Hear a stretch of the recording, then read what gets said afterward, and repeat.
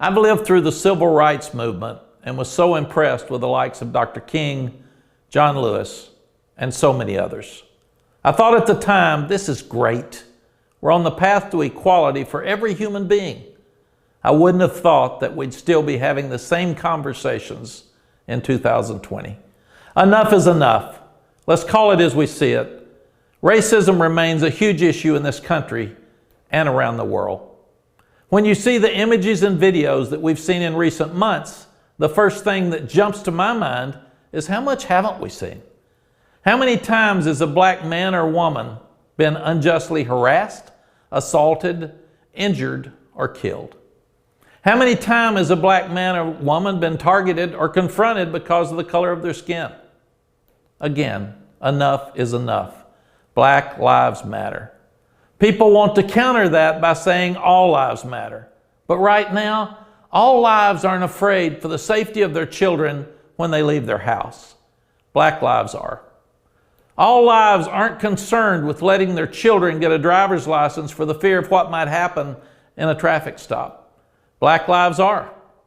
All lives aren't being chased down in a neighborhood while jogging and killed because of the color of their skin. Black lives are. All lives aren't shot and killed as they sleep in their bed. Black lives are.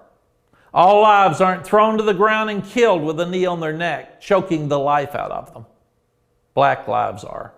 And all lives aren't expecting to break up a fight between two others only to return to their car, which had their children in it, and get shot in the back 7 times.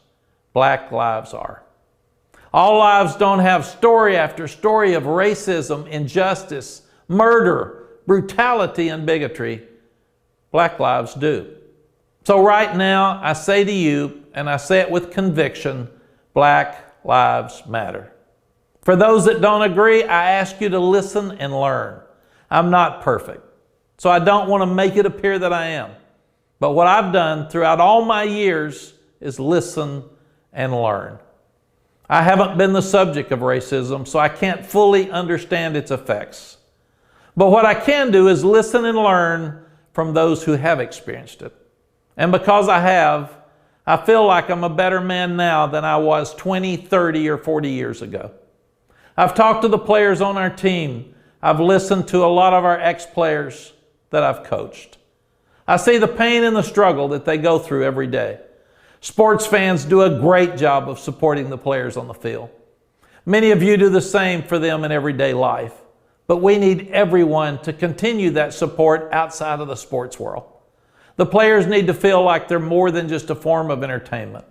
They face these issues in daily lives, and supporting them on Saturdays just isn't enough.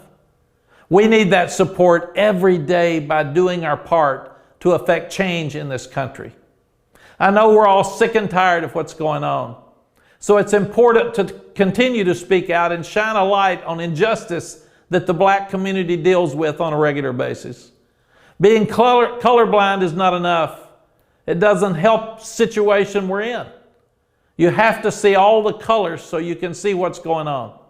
Peaceful protests like we've seen around the country and around the world are a good start, but we can do more.